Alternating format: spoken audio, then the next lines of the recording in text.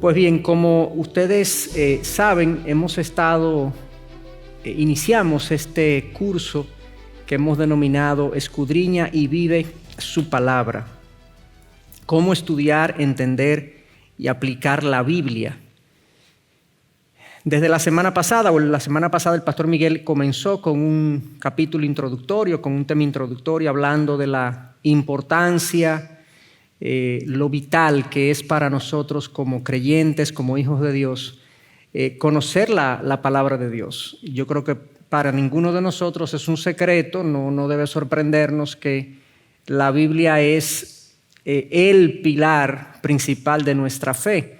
Una vez venimos al Señor en arrepentimiento y fe, el caminar de nosotros está determinado por lo que conozcamos o no de la Biblia, de las Escrituras.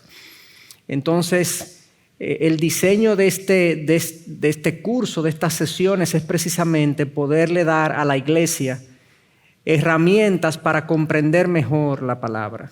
A veces la leemos, pero no le sacamos el mejor provecho. Es como cuando uno toma una fruta, quizás una naranja, y uno no la sabe exprimir. Y uno dice, casi no tiene jugo, pero viene otra persona que sabe y le hace como así, como un movimiento rotativo, y sale muchísimo jugo. Pues saber exprimir una fruta produce mucho más jugo o extrae mucho más jugo de la fruta. De la misma manera, cuando uno tiene las herramientas para poder extraer de la Biblia sus enseñanzas, pues uno es mejor alimentado. Y esa es la idea, que seamos mejor alimentados y que podamos entonces honrar a nuestro Dios con nuestro caminar. Entonces, dicho eso, habiendo el pastor Miguel presentado lo que es la importancia y la vitalidad de estudiarla, yo quisiera hoy tocar un tema todavía a nivel, yo diría que es posterior a una introducción, pero todavía sigue siendo introductorio. Vamos a dar una visión panorámica de la Biblia, de las Escrituras, para que la entendamos, para que entendamos en términos generales de qué se trata este libro que nosotros hemos recibido, entendemos de parte de Dios, que está en nuestras manos, y cuál es su mensaje principal, cuál es su estructura principal, y cómo entonces cómo puede esa estructura impactar la exégesis, que como ya vimos la semana pasada, tiene que ver con extraer el significado de los textos. Eso es lo que implica la exégesis. La exégesis es aplicar las reglas de hermenéutica para extraer el significado de un texto.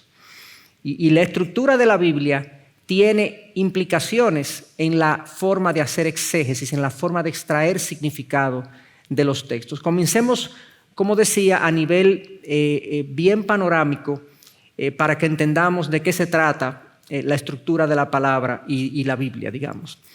Primero, el canon de la Biblia.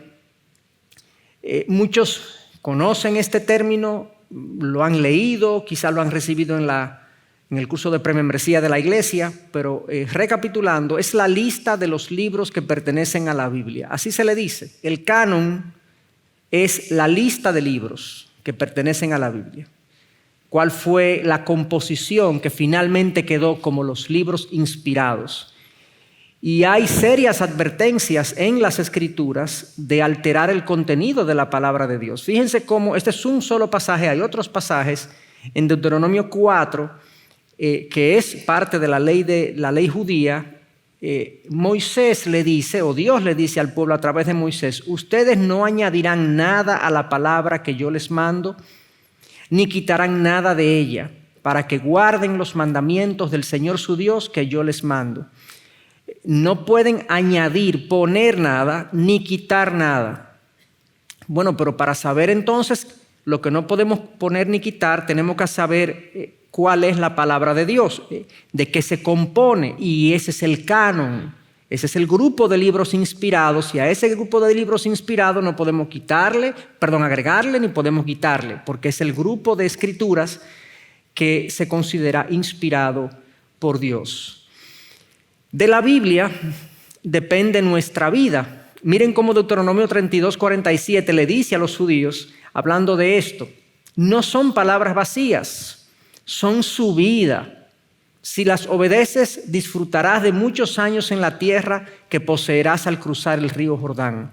Aunque esto fue algo específico que se le habló al pueblo judío en su trayectoria a la tierra prometida, es algo que se aplica a nosotros. De hecho, en un momento dado, Jesús está intercambiando con sus discípulos y hay un grupo de discípulos que se retira de seguir a Jesús. Y luego Jesús le pregunta a sus apóstoles, a sus discípulos más cercanos, ¿y ustedes se quieren ir también? Y Pedro responde, ¿a dónde iremos? Solamente tú tienes palabras de vida eterna. Tus palabras son vida para nosotros. Nos llenan, nos hacen plenos, nos dan vida eterna también. Y eso es la Biblia para nosotros. Son palabras de vida, donde se sostiene nuestra vida. O sea que no son palabras vacías, no es mera literatura, no es algo interesante, es algo vital para nuestras vidas. En cuanto a la estructura, entonces, veamos en qué consiste la estructura de la Biblia. ¿Alguna de estas cosas ustedes las conocen? Creo que se ve bien la pantalla. Sí. Son 2 testamentos. Ustedes saben, la palabra testamento significa pacto o acuerdo. Y fue usado primero por Tertuliano bien temprano, en el segundo siglo, 160 por ahí de nuestra era. Tertuliano habló del testamento, del pacto, del acuerdo. El primer pacto es el Viejo Testamento y el segundo pacto, como dice Cristo, hay un nuevo pacto en su sangre y ese nuevo pacto, lo que Dios nos dice en ese nuevo pacto está contenido en todo el Nuevo Testamento, todo el nuevo pacto en Cristo que hemos recibido.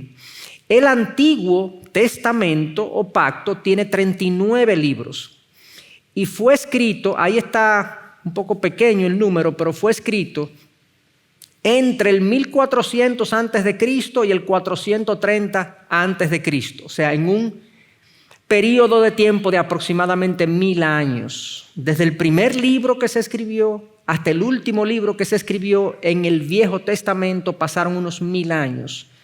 Por ejemplo, se entiende que el primer libro escrito del Viejo Testamento es el libro de Job.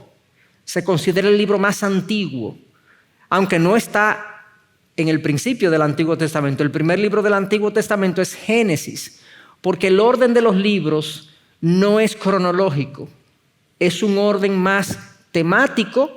¿Por qué se puso Génesis al principio?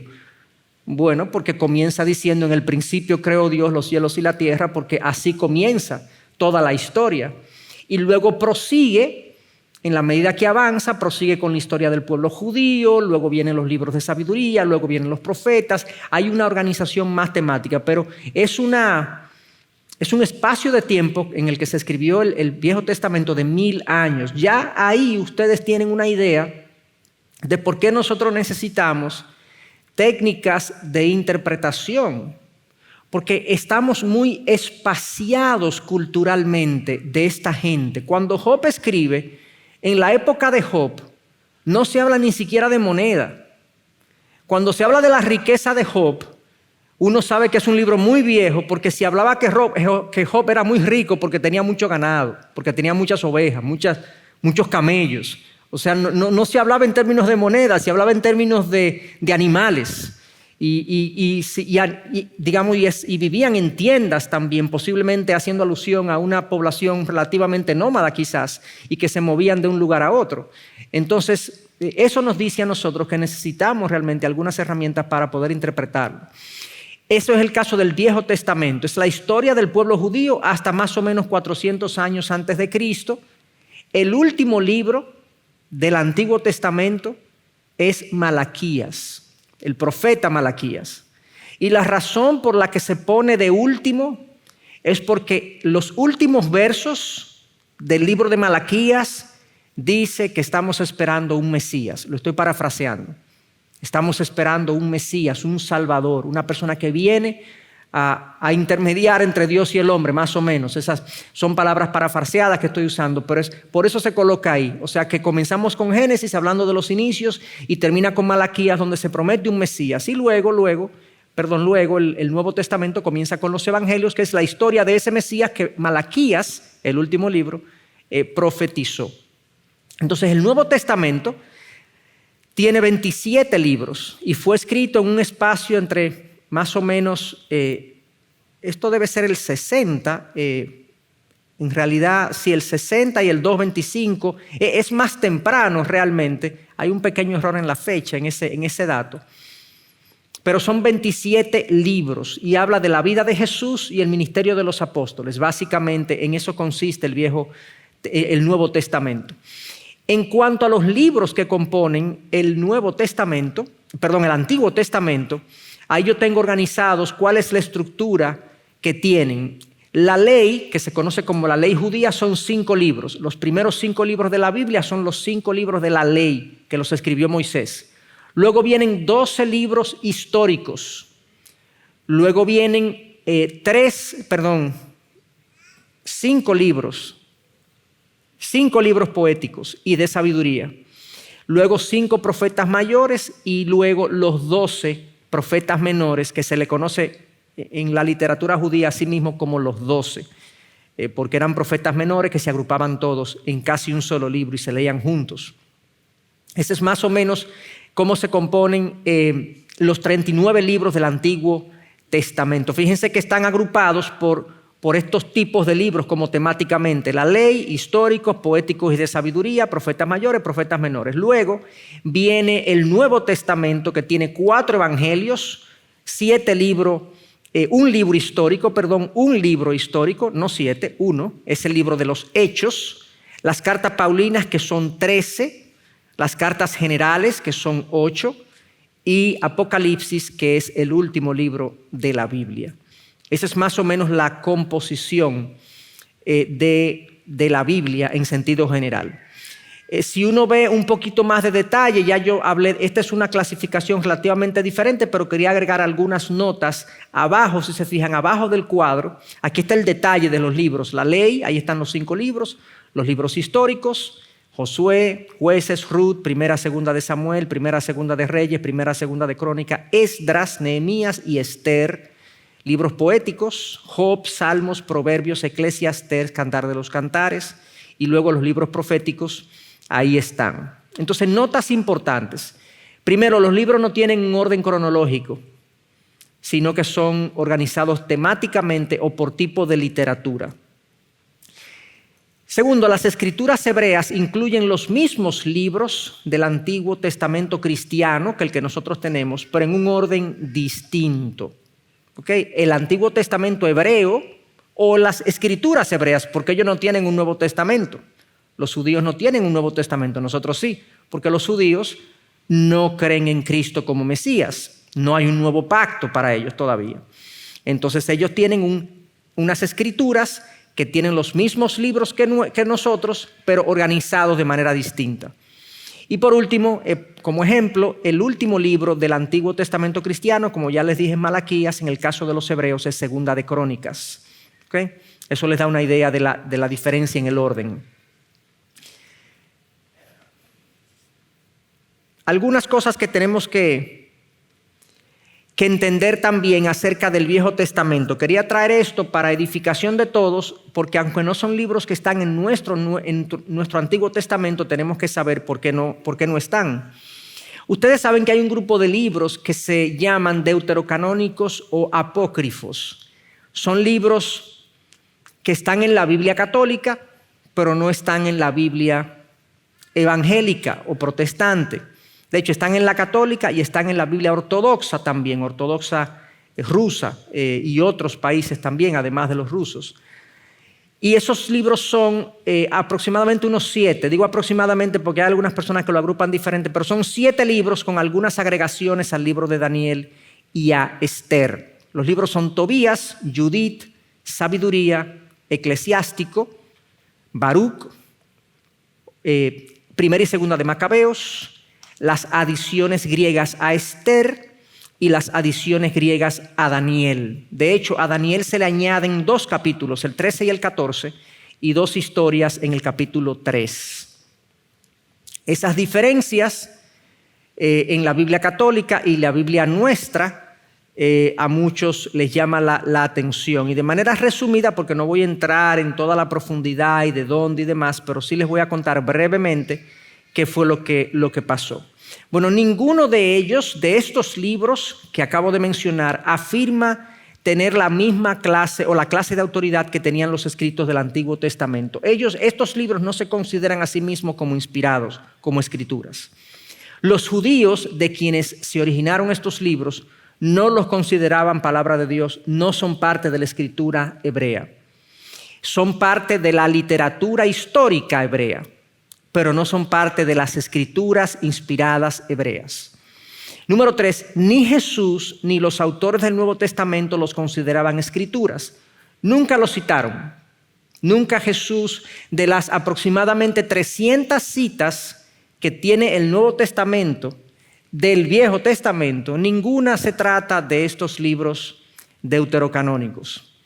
Número 4, contienen enseñanzas incongruentes con el resto de la Biblia, múltiples enseñanzas. Se habla de que las limosnas nos dan perdón de pecados, se habla de que los muertos pueden pedir a Dios y orar a Dios, y tienen otras enseñanzas que son incongruentes con el resto de la palabra. De hecho, número 5, estos libros fueron incluidos oficialmente en la Biblia católica en el 1546, o sea, 15 siglos después de Cristo, se incluyeron en el canon como una respuesta a la Reforma Protestante. Ahora, esos libros sí estaban en la primera traducción que se conoce de la Biblia completa al latín, que se llama Vulgata. Esos libros estaban en una sección aparte, como libros útiles para su lectura, pero no libros inspirados. Y por eso no los consideramos como libros inspirados. Eso es una información interesante, importante para nosotros, porque por lo menos sabemos por qué nosotros no los consideramos, no lo tenemos en nuestra Biblia. Y ojo, nosotros no sacamos esos libros de la Biblia. O sea, cuando la Reforma Protestante se inició en el 1517, esos libros no estaban en el canon de la Biblia. Se incluyeron en el 1546 como una respuesta a la Reforma, porque algunas de las doctrinas que los reformadores observaron y criticaron de la Iglesia se justifican en esos libros. Entonces la Iglesia los terminó incluyendo en el Concilio de Trento en el 1546. Bueno, dicho eso, entonces sigamos viendo un poco más la estructura del Nuevo Testamento. Ahora, el Nuevo Testamento son 27 libros y tenemos por un lado 5 libros que son los Evangelios y los Hechos, que son los libros históricos, Mateo, Marcos, Lucas y Juan, los 4 evangelios, y el libro de los Hechos, que lo escribe Lucas, para los que no lo saben. Lucas escribe un primer tomo de su evangelio, que es Lucas, y un segundo tomo, lo que él entendió que eran los hechos ahora de los apóstoles o del Espíritu Santo, dicen algunos, en el libro de los Hechos. Estos son 5 libros históricos dentro del Nuevo Testamento. Los 4 evangelios son hasta cierto punto complementarios. Hay historias de Jesús que no se cuentan en uno y se cuentan en otro. Pero también los 4 evangelios presentan a Jesús de una manera distinta. Mientras Jesús es presentado por Juan como el Hijo de Dios, Mateo lo presenta como el Rey de los judíos. Y cada uno tenía una audiencia distinta. Lucas lo presenta como el Hijo del Hombre, porque Lucas escribió para una audiencia más general, más cosmopolita, por así decirlo. Entonces, los 4 evangelios tienen una función cada uno que jugar. Las cartas paulinas son 13. Pablo, la verdad, que era muy productivo, aparentemente. Realmente tenía mucho tiempo, porque como él estuvo preso mucho tiempo, él aprovechó ese tiempo para escribir. Y bueno, o sea, Dios lo separó y le dijo, mira, ponte ahí a escribir. Y él escribió muchísimas cartas, varias cartas. Hay cartas desde la prisión, varias cartas las escribió desde la prisión. Romanos, 1 y 2 de Corintios, Gálatas, Efesios, Filipenses, Colosenses, 1 y 2 de Tesalonicenses, 1 y 2 de Timoteo, Tito y Filemón. Hay algunos que le añaden a Pablo la carta a los hebreos. Nosotros no se la añadimos porque la carta a los hebreos no tiene un autor identificado. El autor es desconocido, pero se ha especulado que puede ser Pablo, que puede ser otro predicador del Nuevo Testamento de nombre Apolos, y entre otros. o Silas, que era un compañero de Pablo, pero no sabemos con precisión. Luego las cartas generales y Apocalipsis, que son 9, es Hebreos, Santiago, que era el hermano de carne y hueso de Jesús, hijo de María y de José, que se llamaba Jacobo, y el nombre de cómo llegó a Santiago es toda una historia, pero uno dice, de Jacobo a Santiago, imagínense, o sea, pero sí, era hermano de Jesús, que fue líder de la iglesia de Jerusalén. Luego primera y segunda de Pedro, primera, segunda y tercera de Juan. Judas, no el que traicionó al Señor, sino el apóstol. Y Apocalipsis, había otro apóstol que se llamaba Judas también, que no era Judas Iscariote. Y Apocalipsis, que lo escribió el apóstol Juan. Entonces esa es más o menos esa es la estructura del Nuevo Testamento. Fíjense ya, así como le presenté del Antiguo Testamento como del Nuevo Testamento, ya quiero ir apuntando qué importancia tiene esto. Bueno, es que son libros distintos. Un libro histórico no es lo mismo que un libro propositivo o expositivo como lo es Romanos. Un libro poético, como lo es Salmos o Cantar de los Cantares, yo no lo puedo interpretar igual que como yo interpreto Apocalipsis, que tiene un lenguaje apocalíptico. O sea, el yo conocer la estructura literaria de la Biblia me conduce a una especie de técnica de interpretación que yo debo conocer y debo respetar el género que estoy estudiando de la Escritura y debo entenderlo en su forma, en su contexto. O sea que de ahí la importancia de nosotros conocer la estructura de la Biblia y su composición literaria, los tipos de libros que hay incluidos. Algo que debemos mencionar también es que la Biblia no se dividió desde el principio en versículos y capítulos, o capítulos o versículos. Fue algo muy posterior. De hecho, aquí yo tengo cómo ocurrió. Si se fijan, el Testamento dice ahí, los capítulos, tanto el Antiguo como el Nuevo, se dividieron aproximadamente en el año 1150 al 1228 por un individuo de nombre Stephen Langton, cuando estaba dando una clase en París, enseñando la Biblia. Él tenía la traducción en latín y él comenzó a dividir la Biblia en capítulos. La Biblia no estaba dividida en capítulos, o sea, durante 12 siglos. Durante 12 siglos no había división de capítulos ni de versículos. Era todo un texto, era muy complicado.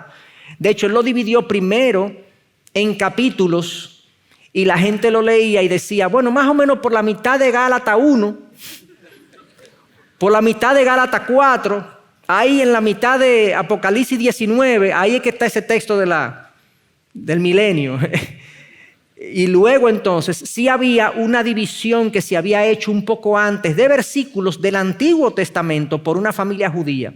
Ahí veo la segunda columna, le dice versículos. El Antiguo Testamento fue trabajado 900 años después de Cristo por la familia Ben Asher, que eran unos escribas judíos. Y esta gente dividió el Antiguo Testamento en versos. Luego entonces hubo otro trabajo del Nuevo Testamento en versos que se hizo en el 1551. Al final, la primera Biblia con capítulos y versículos, está en la nota al final, se produjo en el 1560, lo cual indica que durante mucho tiempo la Biblia se leyó como un gran texto prácticamente, o los libros, o sea, Gálatas era un solo tirón, lo cual es bueno porque yo los exhorto y hasta los desafío a que se lean una carta, por ejemplo, del Nuevo Testamento de una sentada o un libro de la Biblia cualquiera de una sentada y ustedes automáticamente la van a entender mejor. Automáticamente, instantáneamente ustedes van a decir, wow, pero ahora yo entiendo. Si ustedes se leen, por ejemplo, se sientan y se lo voy a poner fácil. Siéntense y lean a la carta a Filemón, que tiene ¿cuántos capítulos? 25 versículos. Léanla para que ustedes vean si no le va a quedar una sensación de comprensión mucho más certera. La carta a Santiago, ¿cuántos capítulos tiene? 5. Siéntense, léanla completa para que vean cómo le queda una sensación de entenderla mucho mejor.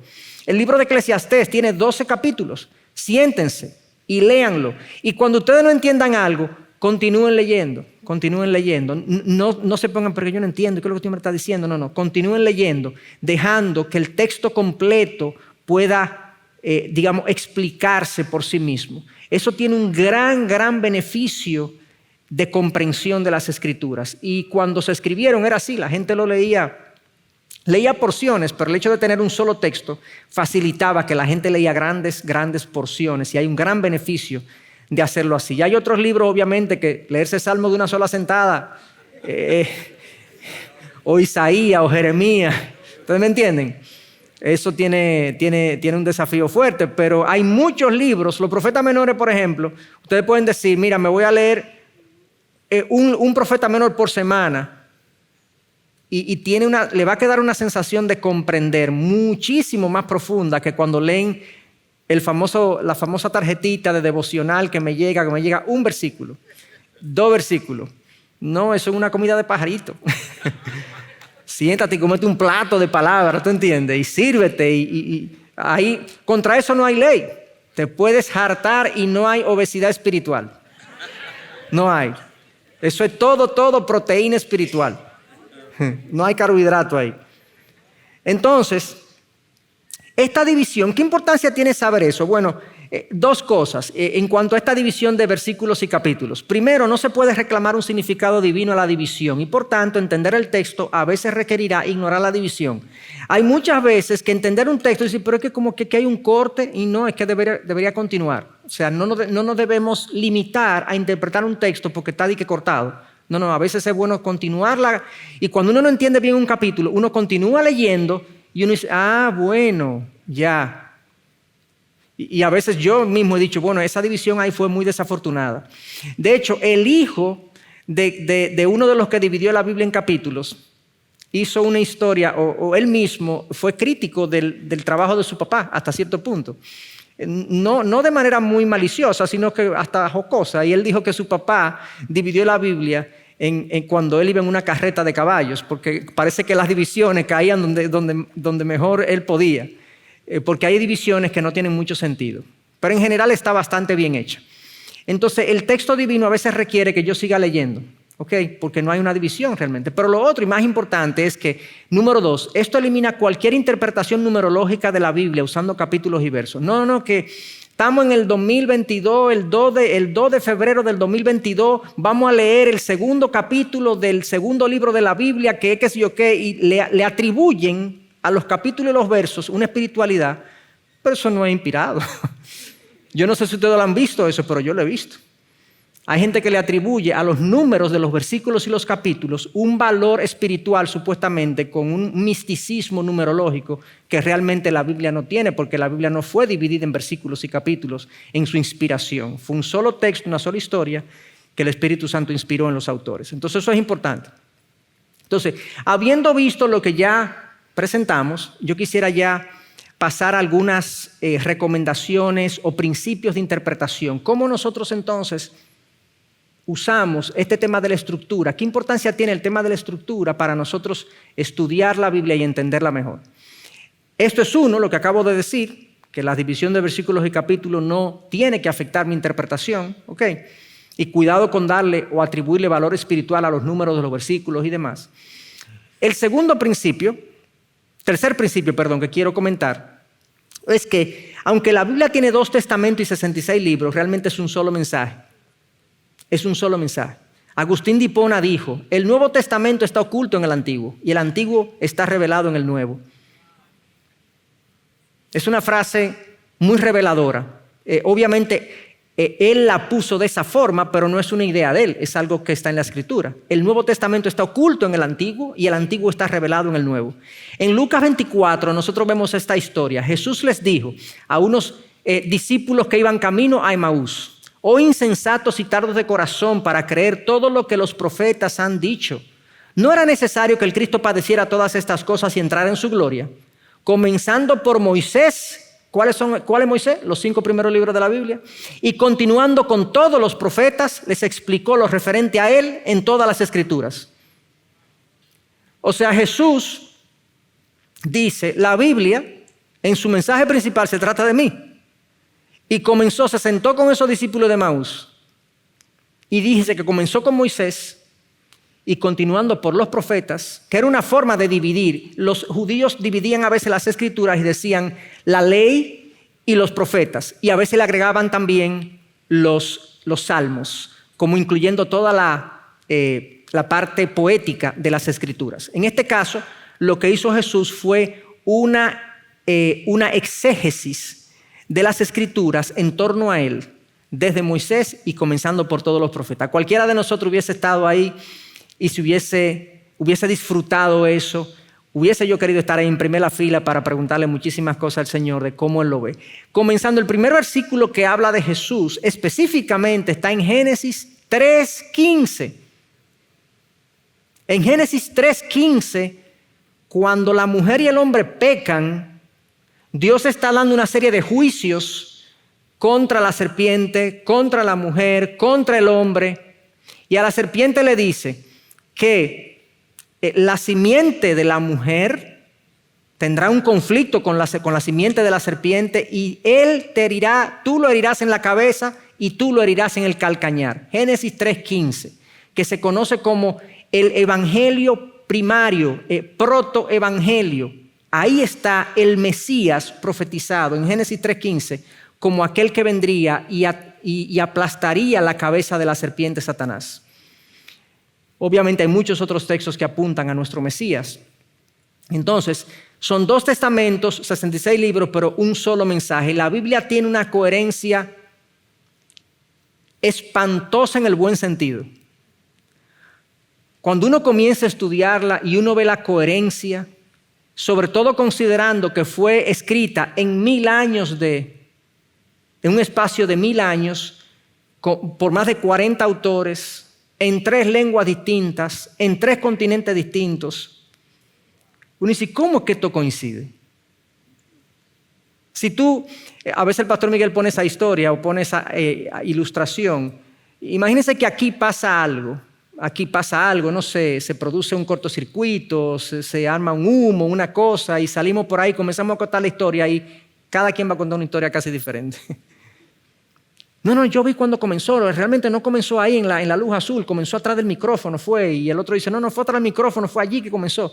Y tú dices, qué difícil es hacer que mucha gente coincida en el relato de algo. Pero aquí tenemos un libro que lo escribió gente que no se conoció, de diferentes clases sociales, con diferentes ocupaciones, desde agricultores hasta reyes, en diferentes idiomas, en diferentes continentes, y todos coinciden en los principios fundamentales de lo que relatan, de lo que cuentan. ¡Wow! Bueno, esa coherencia debe llevarnos a nosotros a interpretar la Escritura de una manera muy rigurosa y querer encontrar cómo coincide una cosa con otra. Ese es el tercer principio que quería mencionarte. Cuarto principio, y es en el que voy a pasar ya el resto del tiempo. Interpretar bien el texto requerirá tener en cuenta el tipo de literatura o libro que estamos leyendo. Libros históricos, poéticos, proféticos, cartas, etcétera, no comunican su mensaje de la misma manera. Es trágico cuando interpreto una novela de ficción como relato de historia. No sé si recuerdan el caso del Código Da Vinci, escrita por Dan Brown en el 2003. En el 2003 se escribió una novela, que de hecho me sorprende el tiempo, que ya pasó casi 20 años de ese libro. En el 2003 se escribió una novela que se tituló El Código Da Vinci, y este autor, Dan Brown, relata ahí o cuenta una ficción donde él dice que los padres de la iglesia han escondido por 2000 años la verdad acerca de Jesús. Que realmente Jesús se casó con María Magdalena y tuvo hijos. Y que entonces hay una línea genealógica de Jesús y María Magdalena por ahí andando, y ese es el Santo Grial. Y que hay que buscarlo, no sé qué, y acusa a la Iglesia Católica de falsedad y demás. Pero es una novela. Él no lo hace en serio. Lo grande es que está escrito de una manera que muchísima gente... Yo recuerdo perfectamente, de hecho se escribieron muchísimos libros cristianos rebatiendo las mentiras del Código Da Vinci, pero que en realidad desde el principio él dice esto es una novela de ficción. O sea, él no pretendió, yo no sé, yo no conozco su corazón, pero él dijo desde el principio que era una novela, pero la gente la leyó como un libro histórico. Yo conozco también otra persona que una vez estábamos hablando de cosas espirituales y demás, entonces él se leyó este libro que se llama El Caballo de Troya. El caballo de Troya. Él estaba convencido que ese libro, El caballo de Troya, contaba la verdad del mundo. Y él estaba todo enredado en la cabeza. Pero realmente es un libro de ficción. Imagínense ustedes si nosotros llevamos a nuestros hijos a ver una película de Marvel y nuestros hijos salen creyendo que realmente Thanos existe. Thanos es el villano de la película de Marvel de los Avengers. O sea, eso le causa un trauma si tú crees que eso es verdad. O sea, tú tienes que interpretar las cosas en su contexto. Bueno, eso mucha gente hace de la Biblia o de los libros de la Biblia una interpretación que está disociada de lo que el libro quiere comunicar. Y como antes se hacían con las canciones, que las fusilaban en merengues, fusilamos el texto de la Escritura. Lo fusilamos. Decimos lo que no es y ponemos palabras en la boca de Dios que Él no ha dicho. Entonces, algunos ejemplos. Yo no voy a ir en detalle, yo simplemente quiero leer los géneros. Miren, aquí hay un ejemplo de 6 géneros, son más. El género expositivo, que es donde se explica un argumento. Todas las cartas del Nuevo Testamento tienen un género expositivo, argumentativo. Romanos, 1 y 2 de Corintios, etc.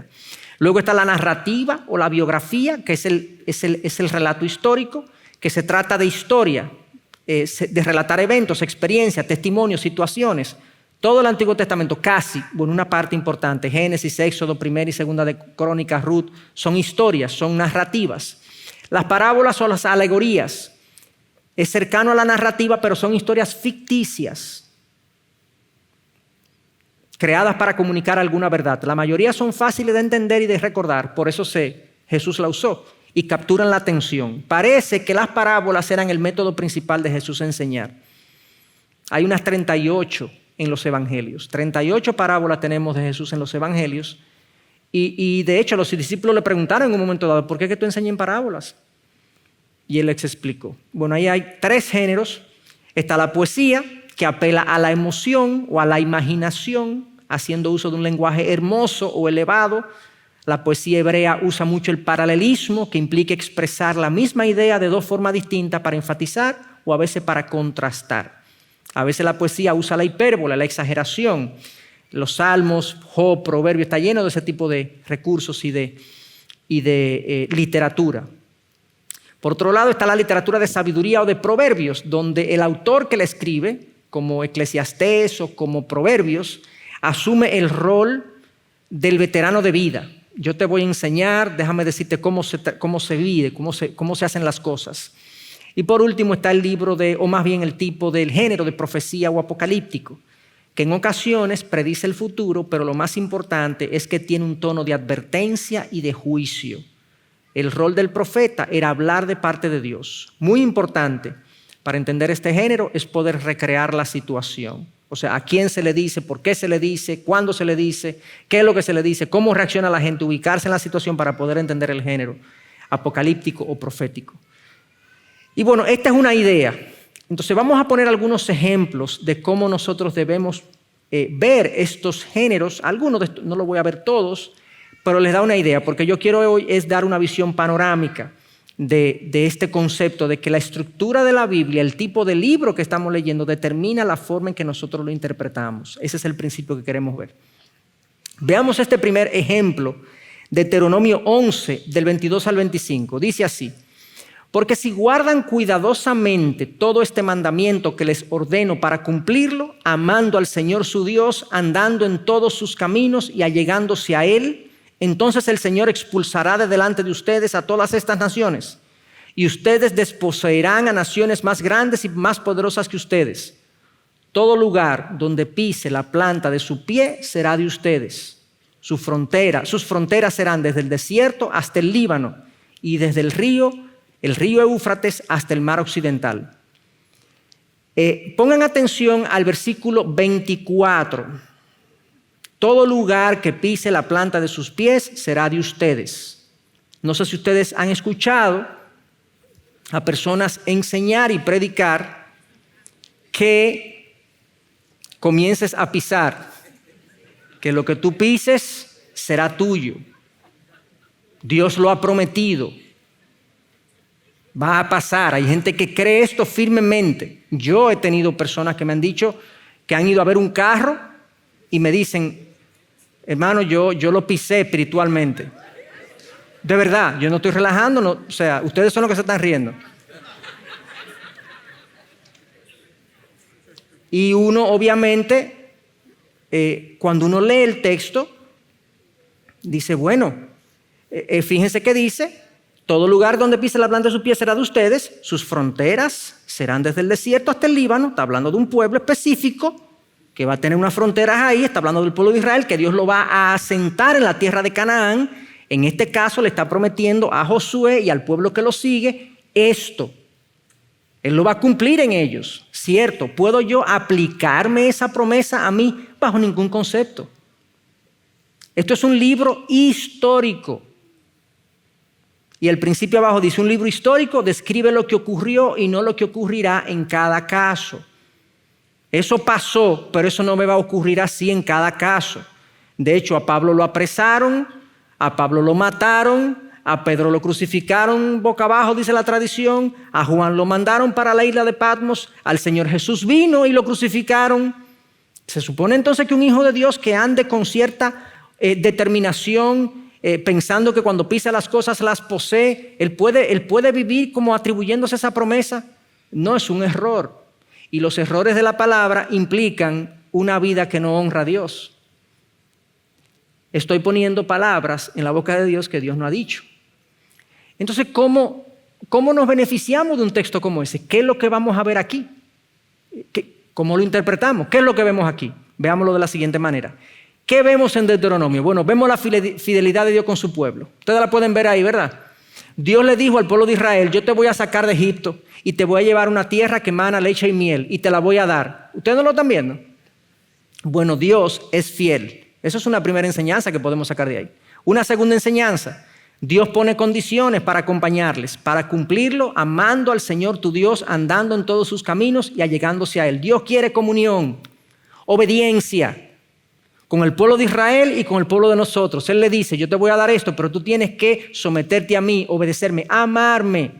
Yo no quiero obediencia de la boca para afuera, yo quiero un corazón entregado a mí. Eso es algo que podemos aprender aquí. Pero también vemos el poder de Dios. Él dice, yo prometo que voy a expulsar a todas las naciones de delante de ti y todo lo que pises será tuyo. A ellos se lo dice, pero ese es mi Dios. Él está diciendo, yo tengo el poder para lo que tú pises, yo dártelo al pueblo de Israel. Bueno, pero eso me da esperanza a mí, porque cuando Dios me va a proteger a mí, yo sé que es un Dios totalmente capaz. Entonces, ¿derivamos edificación de un pasaje como ese o no? Pero no aplicando a nosotros lo que dice, sino lo que implica de Dios. Ahí aprendí que Dios es fiel, que Dios quiere una relación conmigo, que Dios es poderoso para hacer lo que Él le plazca. Bendito sea Dios. Qué bueno. Yo ahora cuando leo ese texto salgo más confiado de mi Dios. Otro ejemplo, Hechos 2, del 1 al 5. Cuando llegó el día de Pentecostés, estaban todos juntos en un mismo lugar y de repente vino del cielo un ruido como de una ráfaga de viento impetuoso, ahí hay una repetición, impetuoso, que llenó toda la casa donde estaban sentados. Se les aparecieron lenguas como de fuego que repartiéndose se posaron sobre cada uno de ellos. Todos fueron llenos del Espíritu Santo y comenzaron a hablar en otras lenguas, según el Espíritu les daba habilidad para expresarse. ¿Cómo se aplica este pasaje en muchas iglesias? Versículo 4 dice que, que si tú eres lleno del Espíritu Santo, tú hablas en lenguas. Todos fueron llenos del Espíritu Santo y comenzaron a hablar en otras lenguas. Hay iglesias que entienden que si tú eres lleno del Espíritu Santo, si el Espíritu Santo se hace presente en tu vida, tú tienes que hablar en lengua. De lo contrario, tú no tienes el Espíritu Santo, o por lo menos no tienes la llenura del Espíritu Santo. Otra vez, ¿dónde está ese pasaje? En Hechos. ¿Qué tipo de literatura es? Histórica. ¿Me está diciendo Pablo que a todo hijo de Dios, que Dios lo llene con su espíritu, hablar en lenguas? No, Lucas está describiendo lo que pasó cuando el Espíritu Santo vino por primera vez a la tierra. De esta manera, no era que no había venido antes, pero de esta manera a habitar dentro de la gente. Aquí hubo una manifestación externa para que se supiera que el Espíritu Santo había venido, porque era la primera vez que ocurría. De hecho, Pablo, en su carta a los Corintios, hablando de ellos, de lo que es el cuerpo, cuando en ese famoso pasaje de 1 Corintios 12, donde Pablo dice que uno es un ojo y uno es una mano y uno es un pie y todos nos necesitamos porque somos como un cuerpo, ¿verdad? Y la mano no puede decirle al ojo no te necesito, ni el otro al pie no te necesito, todos nos necesitamos de alguna manera, ¿verdad? Todos tenemos una función. Entonces, él hablando de eso, él dice esto: ¿acaso son todos apóstoles? La respuesta obvia es no, no todos son apóstoles. ¿Acaso son todos profetas? ¿Acaso son todos maestros? ¿Acaso todos son obradores de milagros? ¿Acaso tienen todos dones de sanidad? ¿Acaso hablan todos en lengua? ¿Acaso interpretan todos? Pero deseen ardientemente los mejores dones. O sea, la respuesta es una pregunta retórica. No, no todos hablan en lenguas. Fíjense cómo este sí es un pasaje expositivo donde Pablo está demostrando un punto. Él no está relatando algo que ocurrió. Él está enseñando acerca de la verdad de que no todo el mundo tiene los mismos dones. Y unos tienen unos dones y otros tienen otros dones, pero no todos tienen todos los dones. Y no todos tienen el don de lenguas específicamente, que si nos vamos a los hechos y decimos y hacemos doctrina de un libro histórico, vamos a estar mal aplicando la escritura a mi vida. Entonces, ¿qué podemos extraer de este pasaje del libro de los Hechos? Entonces, bueno, está bien. Si no todos los que somos llenos del Espíritu Santo tenemos la capacidad de hablar en lenguas, ¿qué podemos extraer? Bueno, extraigamos lo siguiente. Bueno, primero, Dios es poderoso. La obra de Dios, hermanos, no es humana. Sus obras son portentosas e inexplicables. Ahí en ese aposento alto donde bajó el Espíritu Santo y comenzaron a hablar en lenguas, lo que Dios está diciendo es: mi iglesia va a avanzar por mi poder. Soy yo que hago la obra, ustedes, pero capacitados por mí. Una muestra es que estoy poniendo el Espíritu en ustedes, están hablando en lenguas, pero la obra es mía. Aunque es un mensaje de ese pasaje, lo puedo deducir. Otro mensaje es que Él es confiable. Podemos contar con Él, pues Él cumple sus promesas. Nosotros sabemos que Cristo y el Padre también habían prometido el Espíritu Santo. En Juan 16 dice: yo voy y le voy a enviar al Consolador para que esté con ustedes. A ustedes les conviene que yo me vaya. Eso fue en Juan 16. Todavía faltaban muchos versículos, muchos capítulos para terminar el libro de Juan. Y luego en el libro de los Hechos vino el Espíritu Santo. O sea, Dios cumplió su promesa de mandar el Consolador para que habitara en ellos. Al punto que Cristo dijo: es mejor que yo me vaya para que Él esté en ustedes. O sea que podemos derivar esa enseñanza de este pasaje. Vemos a un Dios sobrenatural. La iglesia se está moviendo gracias al poder de Dios.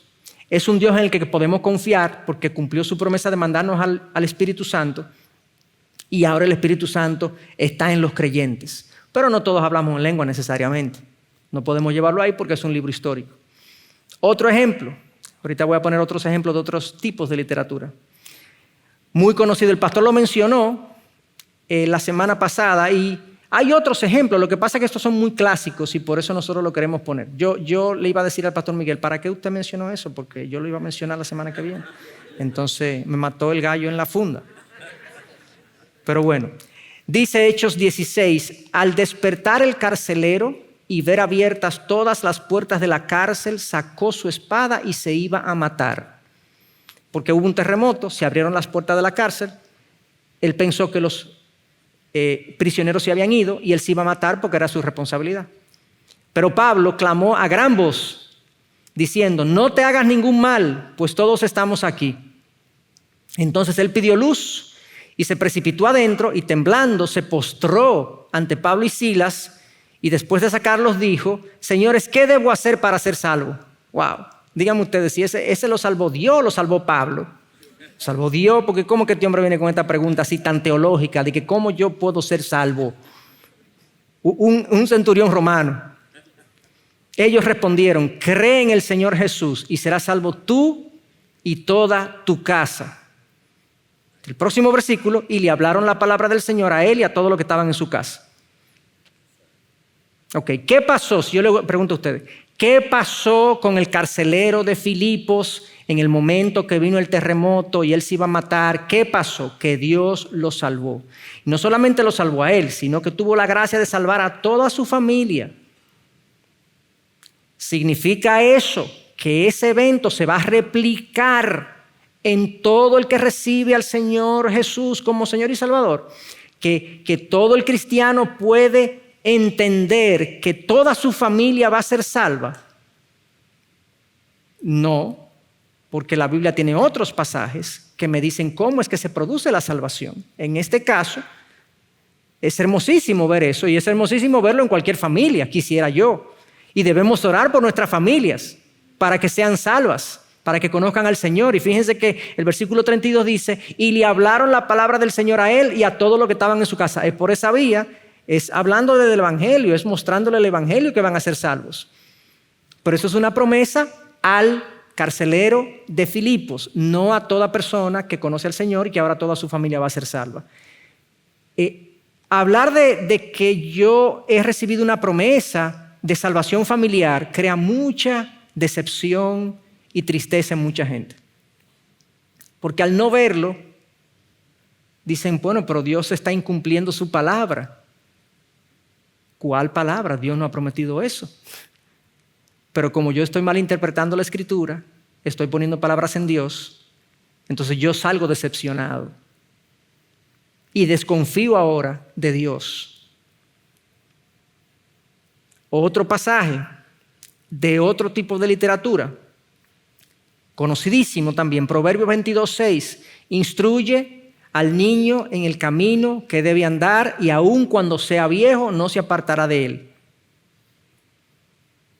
Los principios de sabiduría, o los libros de sabiduría, establecen principios generales, no promesas ni afirmaciones absolutas. Los proverbios eran muy usados en Israel, digamos en la cultura judía, para enseñar cómo vivir la vida. Aquí hay un principio general de vida. Se da en todos los casos que cuando yo instruyo a un niño, ese niño siempre anda por el buen camino. Se da en todos los casos, no se da en todos los casos. Y de hecho, el libro de Proverbios, en su género poético y en su género de sabiduría, no pretende ser promesa.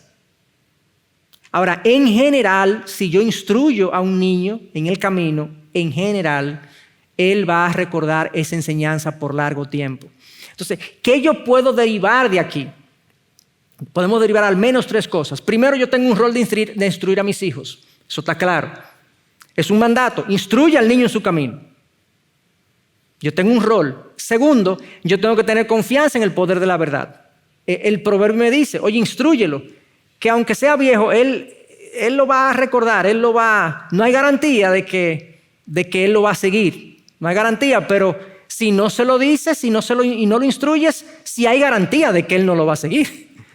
Entonces tú a tu parte y tú entonces le dejas la otra parte a Dios. Confía en el poder de la verdad. Y tercero, no debo perder la esperanza, aún no vea lo que quiero en mis hijos. Porque mi rol no es que ellos reciban lo que yo le estoy diciendo, es yo contarle. Yo soy un sembrador, como describe la parábola del sembrador en Mateo 13. El sembrador salió a sembrar y regó la semilla. Yo tengo que regar la semilla por donde quiera que yo voy, incluyendo mi casa, obviamente. Yo riego la semilla, yo instruyo, yo oro por ellos, yo reflejo el Evangelio, yo vivo delante de Dios y delante de la gente de una manera que sea convincente. Ese es mi rol.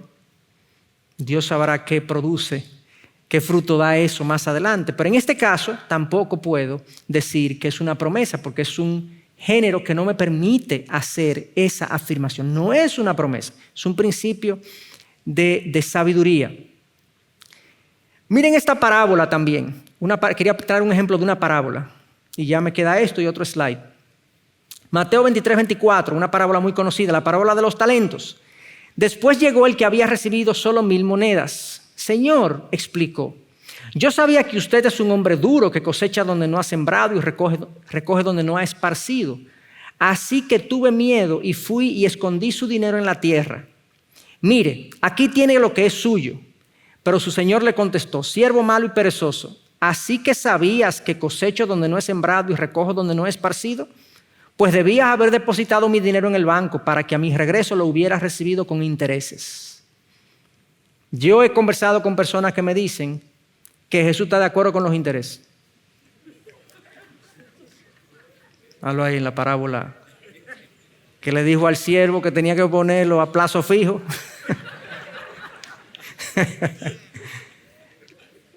Las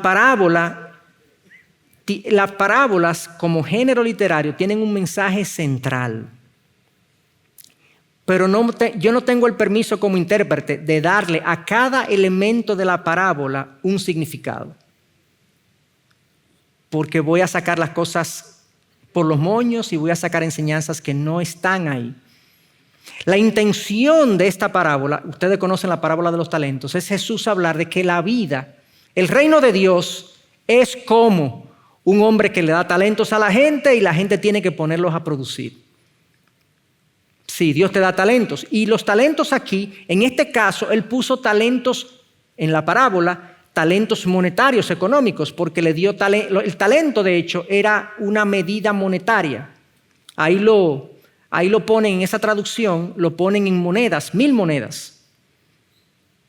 Y en eso consiste la parábola, es que Cristo hizo que los talentos representaran todo lo que yo recibo en la vida. En la vida tú recibes habilidades, dones, talentos para hacer cosas, dinero, tú recibes una familia, tú recibes muchas cosas y Dios está esperando que tú hagas con todo lo que tú recibes lo mejor que tú puedas. No estamos hablando de temas económicos aquí.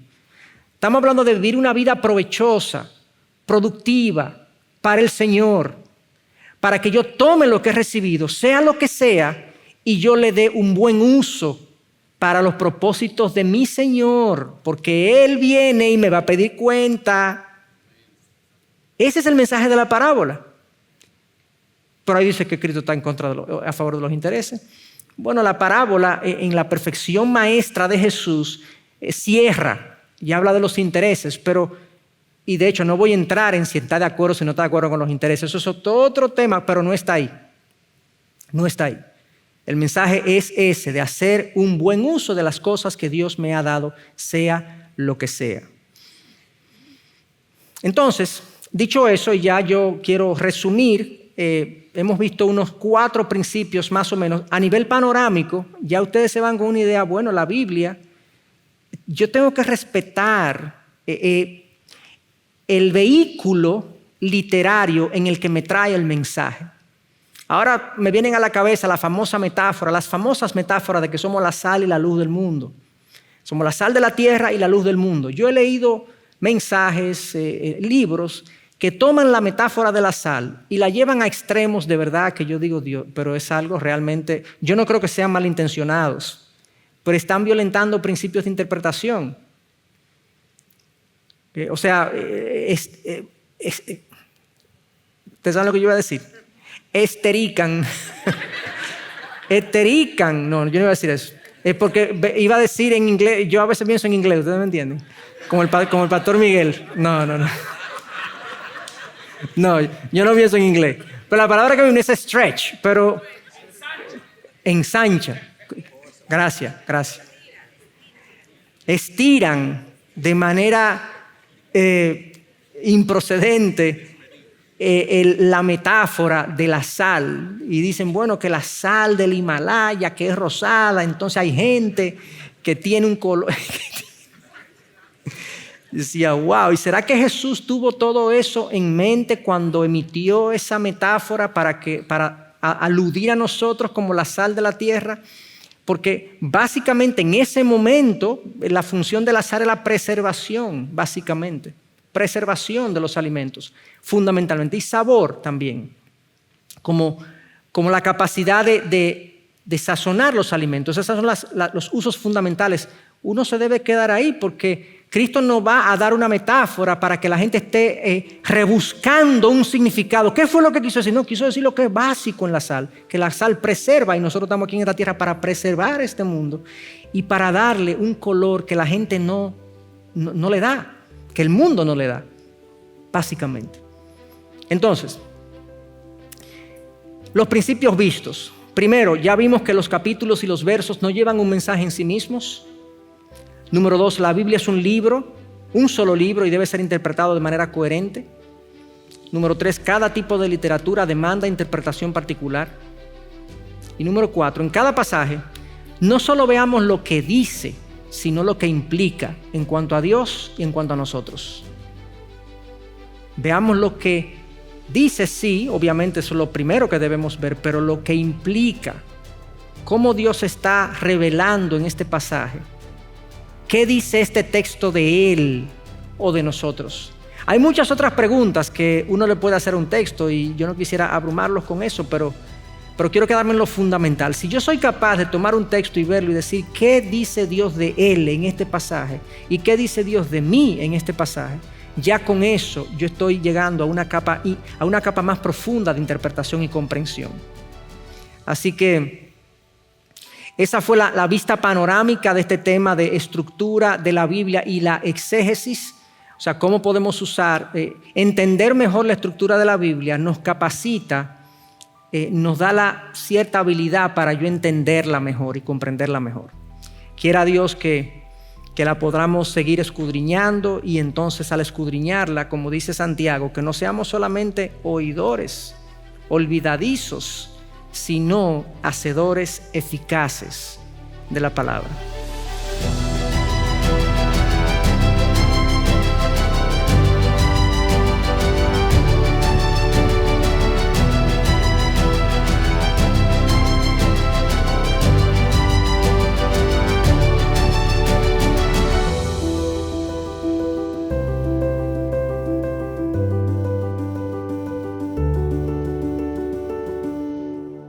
Gracias por acceder a este recurso. Espero que haya sido de gran bendición para tu vida. Te sugiero que te suscribas a este canal de forma que tú puedas recibir notificación la próxima vez que hayamos subido un nuevo recurso que pueda servirte de instrucción y bendición.